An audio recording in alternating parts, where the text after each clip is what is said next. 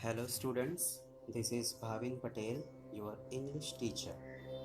So far we have seen our first poem 2.1 Song of the Open Road by Walt Whitman, our first lesson 1.1 An Astrologer's Day by R.K. Narayan, and this is our second poem Indian Weavers by Sarojini Naidu that we are going to learn today. Let's have a look at her literary career. Sarojini Naidu was born in 1879. She was political activist, feminist, and the first Indian woman who became the president of the Indian National Congress. She was an important figure in India's struggle for independence. Sarojini Naidu's work as a poet earned her the sobriquet of Nightingale of India. Later, she became the governor of the United Provinces in 1947, becoming the first woman who held the office of the governor in independent India.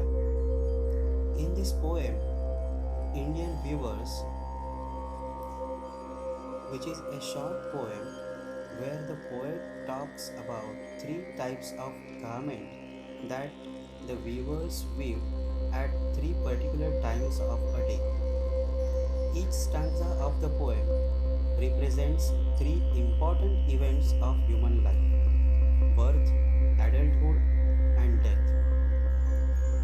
The colors mentioned in the stanzas are very significant as they indicate the moods related to the events.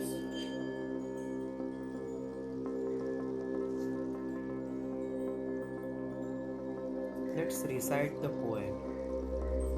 Indian Weavers. Weavers weaving at break of day. Why do you weave a garment so gay?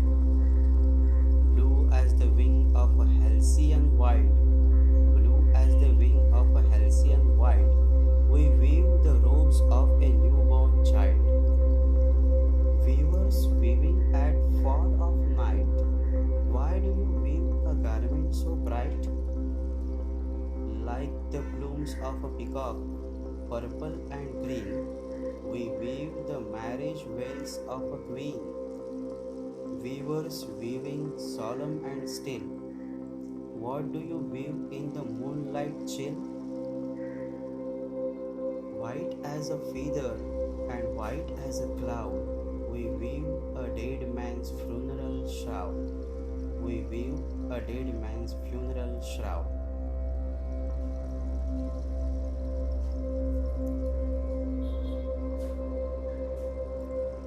The poem in nutshell. Let us have a look what is given in the poem in short.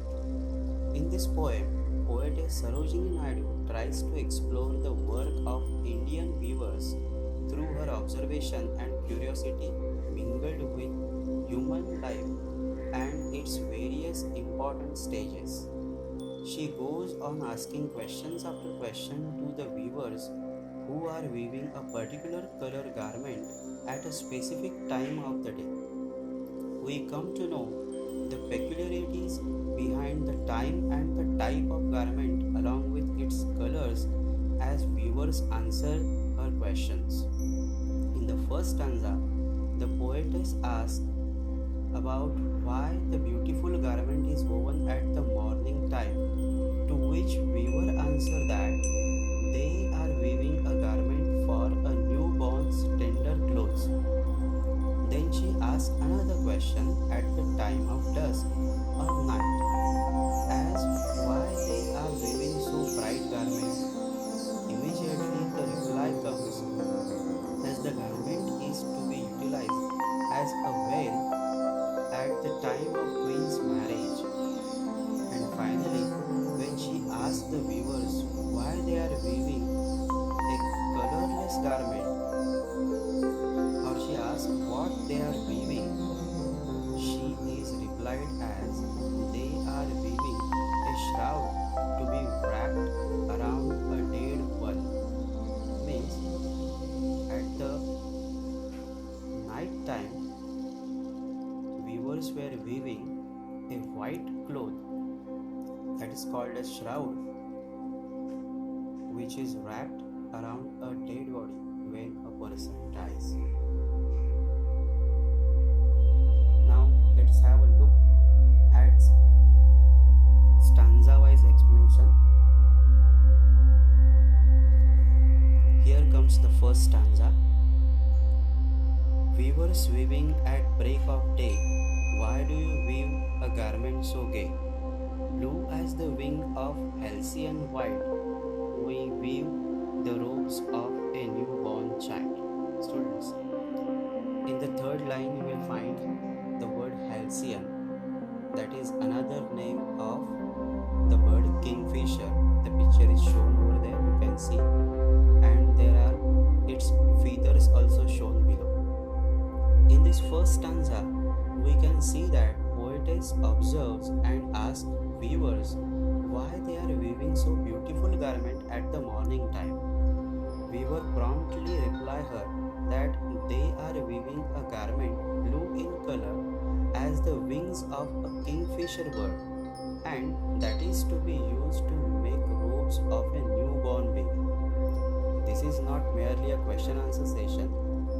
The poetess here tries to compare morning with first stage of human life, as she uses color imagery to tell us beauty of nature depicted in the blue color as we see it on the wings of the bird kingfisher.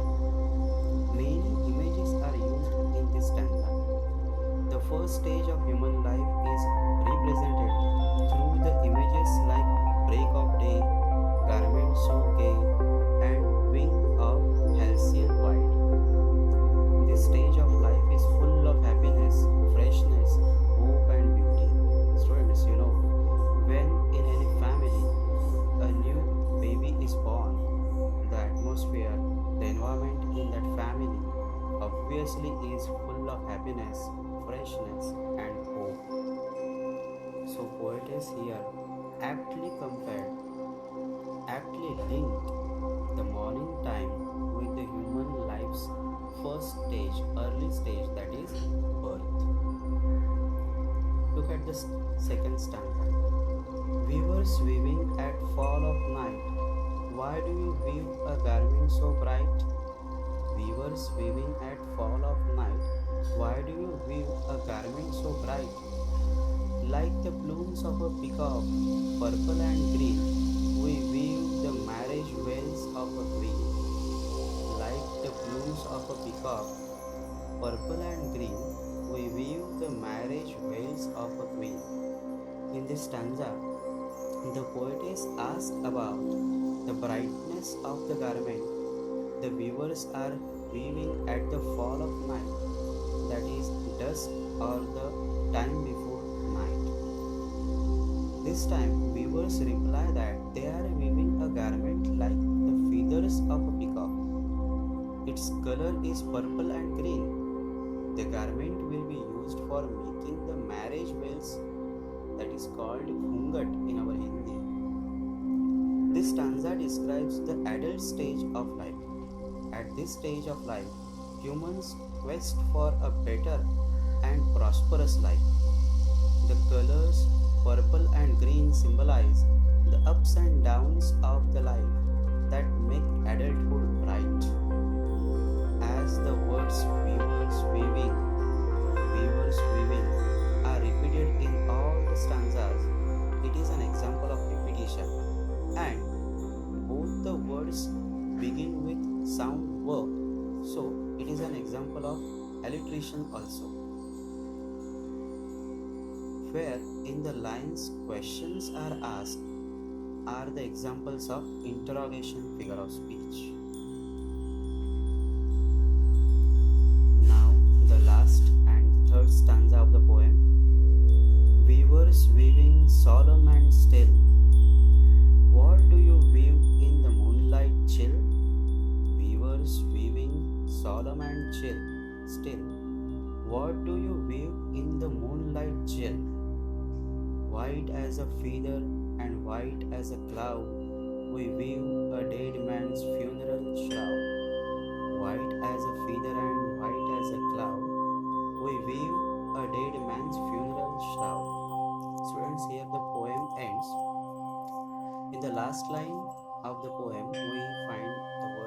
Shroud.